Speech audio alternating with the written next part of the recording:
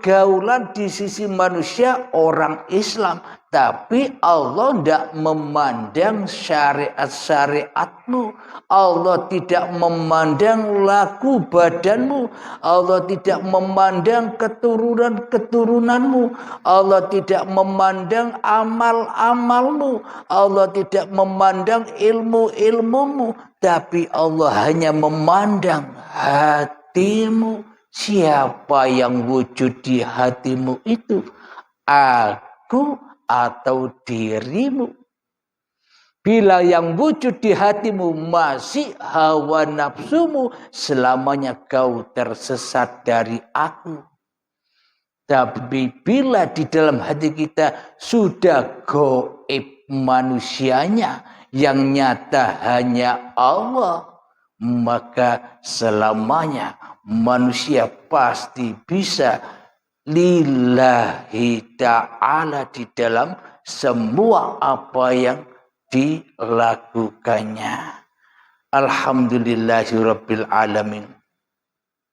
Inilah sedikit tentang iman dan kufur di sisi Allah, agar kita tahu arah semua perjalanan kehidupan kita, agar kita tahu arah persembahan kita, agar kita tahu arah pengabdian kita, kepada siapa kita harus mengabdi, kepada siapa kita harus kembali. Apakah kita mengabdi dan kembali kepada Allah, atau sebaliknya kita mengabdi dan kembali hanya kepada hawa nafsu kita sendiri selama ini.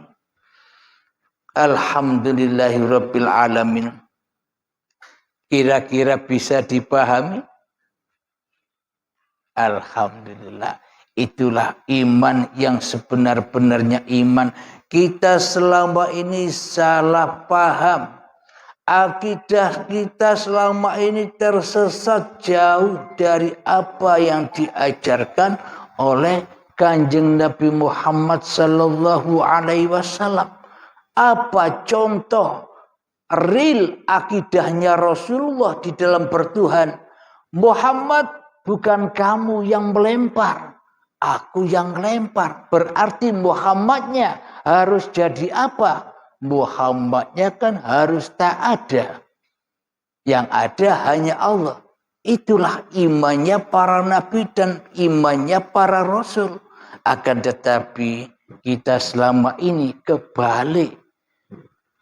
Allah, kau tak bisa ngelempar, aku yang bisa. Kita kan begitu. Allah, kau tak bisa merokok, aku yang bisa ngerokok. Kau bisa apa Allah? Lalu kalau Allah tidak bisa apa-apa, buat apa kita sembah? Buat apa kita cari? Kalau Allah tidak bisa apa-apa buat kita. Iya kan? Nah, itulah realita kita selama ini.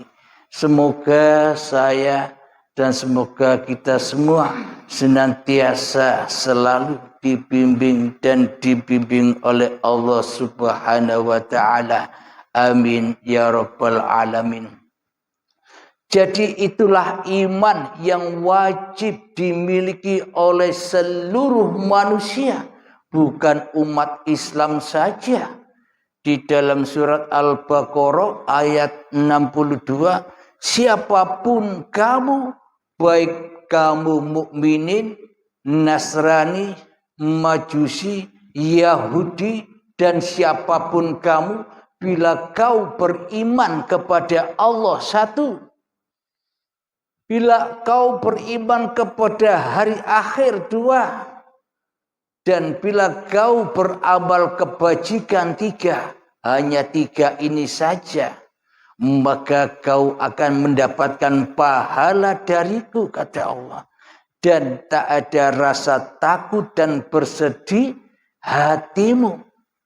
Nah, bagi siapa saja, pokoknya ada iman di hatinya. Iman yang bagaimana? Iman yang seperti ini. Maknanya bila yang wujud hanya Allah di hati kita, maka goiblah manusianya. Bila yang hidup hanya Allah di hati kita, maka matilah manusianya. Bila yang berkuasa hanya Allah di hati kita, maka hancurlah kekuasaan manusianya. Inilah yang dimaksud lillahi ta'ala. Siapapun orangnya, apapun agamanya, bila imannya seperti imannya Kanjeng Nabi Muhammad dan para nabi, yang mana Muhammadnya harus tidak bisa apa-apa kecuali Allah yang membisakan, itulah iman yang dimaksud. Bukan iman-imanan, aku beriman pada Allah, aku beriman kepada Allah, tapi hakikatnya hatinya kufur terhadap Tuhannya, hatinya selalu ingkar kepada Tuhannya. Selama ini kita imannya iman yang kufur, imannya hanya kepada hawa nafsu kita sendiri, bukan beriman kepada Allah selama ini. Nah, itu yang dimaksud iman di sisi Allah. Untuk siapa? Untuk seluruh manusia, apapun agamanya, apapun golongannya, apapun alirannya, bila imannya benar seperti imannya para nabi dan para rasul, yang mana di dalam hatinya selalu la ilaha illallah, tiada Tuhan selain Allah, berarti diri manusianya kan harus tidak ada. Yang ada hanya Allah. Itulah yang dikatakan iman. Akan tetapi bila manusianya yang ada, Allahnya tidak ada, berarti ini tidak iman. Selama ini kan kita begitu. Nah, kita selama ini salah akidah, kebalik akidahnya. Karena 14 abad lamanya peristiwa Kanjeng Nabi Muhammad. Jangankan 14 abad.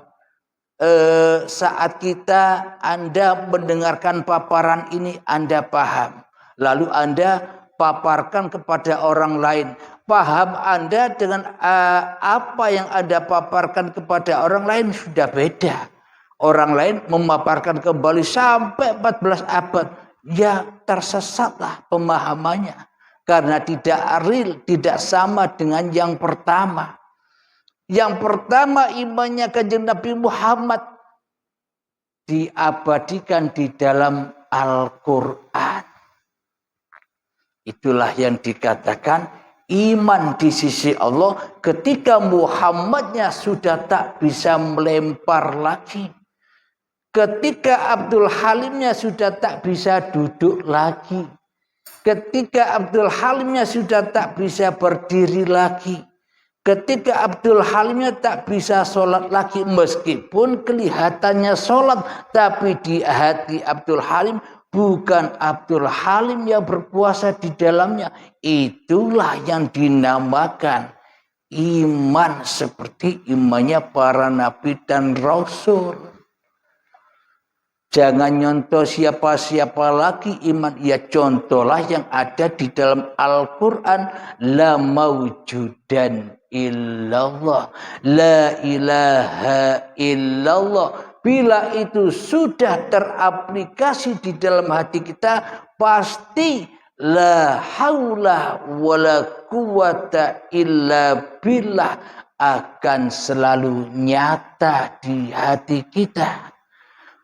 Bahwa sesungguhnya kita tak bisa apa-apa, pun tak bisa bersiapa-siapa tanpa yang menciptakan kita.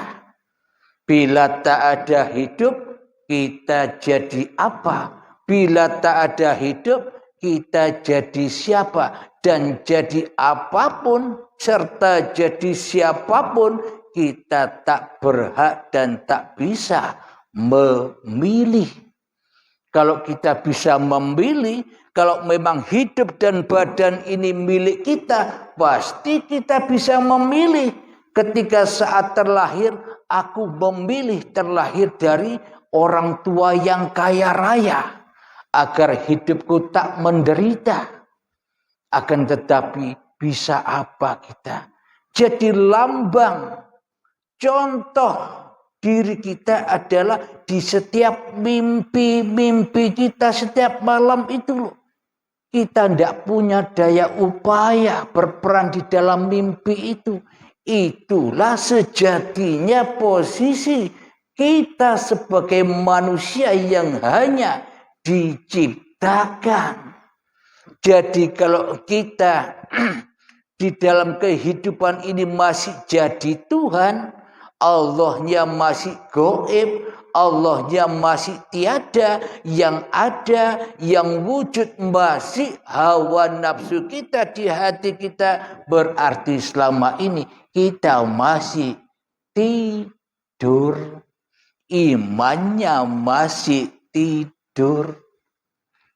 Maka dari itu di sela-sela adzan subuh ada kalimat as-salatu khairum minan naum. Salat itu lebih baik daripada tidur. Maknanya kalau dipahami secara syariatnya, ya salat geraknya raga, ya tidur tidurnya raga. Akan tetapi di sini kajian hakikat makrifat, maka yang dipandang jiwanya. Selama ini jiwa kita tertidur terlena dengan hawa nafsu kita sendiri daripada kepada Allah. Selama ini hati kita selalu li nafsi daripada lillahi ta'ala. Selama manusianya masih lebih wujud daripada Allah di dalam hatinya, selamanya manusia masih ateis, tidak bertuhan. Meskipun kelihatannya secara manusia agak beragama, Islam, Nasrani, Yahudi, Majusi, Buddha, dan sebagainya.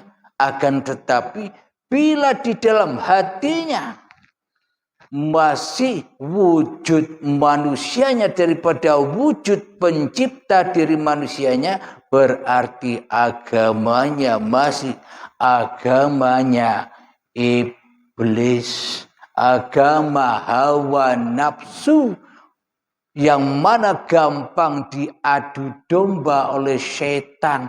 Agamamu yang terbaik, itu yang jelek. Yang satunya agamamu yang terbaik, itu yang jelek.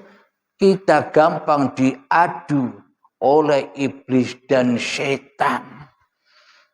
Akan tetapi bila kita memasuki ruang agama yang benar di sisi Allah, ya ayyuhalladzina amanu udkhulu fis-silmi kafah.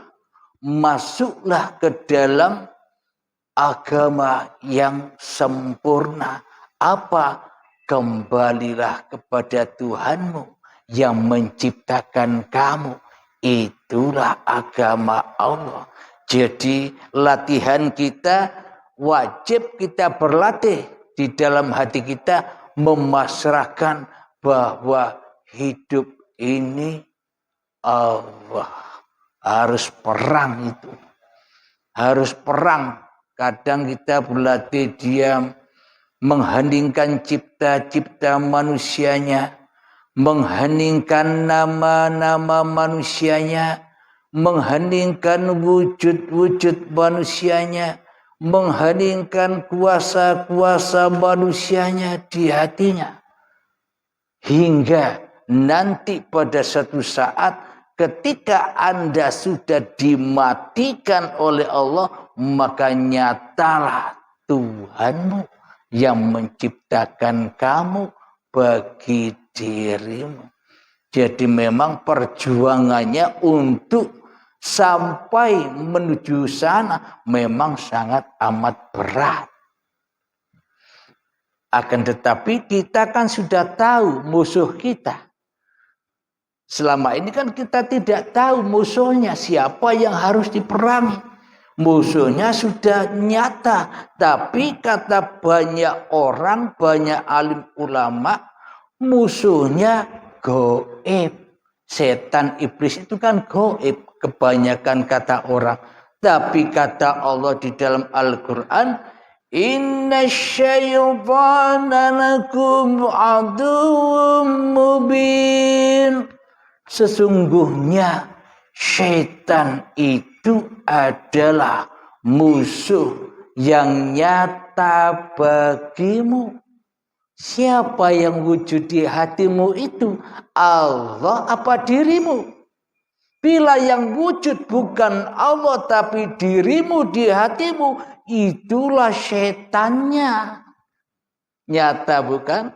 Tidak gaib lagi kan? Nah, kalau Anda berperang dengan yang gaib ya selalu kalah, ditipu terus. Akan tetapi bila musuhnya nyata, perangnya enak. Tinggal beku, tinggal membunuh aja. Maknanya bila kita sudah tahu musuhnya, ya kita bisa berperang. Maknanya di dalam latihan kita tahu musuhnya. Siapa musuhnya? Ya musuhnya dirimu sendiri. Itulah peperangan yang teragung daripada peperangan yang dohir. Jadi peperangan yang dilalui oleh Kanjeng Nabi Muhammad dan para nabi terdahulu itu perang yang kecil. Perang yang besar itu adalah melawan dirimu sendiri agar jumpa dengan Tuhanmu yang menciptakan kamu. Bila kau yang jadi Tuhan di dalam hatimu, sampai kapan Allah nyata bagimu? Semuanya hanyalah angan-angan yang semu saja. Beragama dan bertuhannya hanya pura-pura wae, dusta belaka. Kita akan menyadarinya bila tiba saat sakaratul maut, terbelalaklah hati kita, bingung mau pulang kemana. Bila tidak saat ini kita berjihad, bersungguh-sungguh untuk berjumpa Allah, mati sebelum mati, kapan lagi waktunya? Nah, jadi jangan sampai kedahuluan ajal menjemput. Kita wajib kembali dahulu. Maknanya diajarkan oleh Rasulullah, kembalikan semua apapun yang kau miliki kembali kepada lillahi ta'ala. Agar apa tujuannya? Agar kau tak jadi Tuhan bagi dirimu sendiri. Alhamdulillahirabbil alamin. Semoga saya khususnya dan semoga kita semua dapat memahami dan dimudahkan oleh Allah memahami apa yang telah dipaparkan. Amin ya rabbal alamin. Sebelum kita akhiri, marilah kita kemahkan salawat dzalimin daf'ul bala agar kita terhindar dari zalim-zalimnya hati. Allahumma salli ala sayyidina Muhammad wa ashghili zalimin bil zalimin. Allahumma salli ala sayyidina Muhammad وأسقي للظالمين بالظالمين وأخرجنا من بينهم سالمين.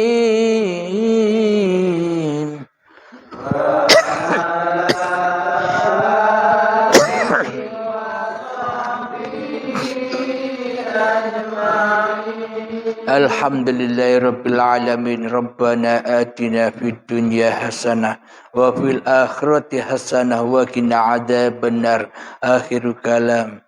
Assalamualaikum warahmatullahi wabarakatuh.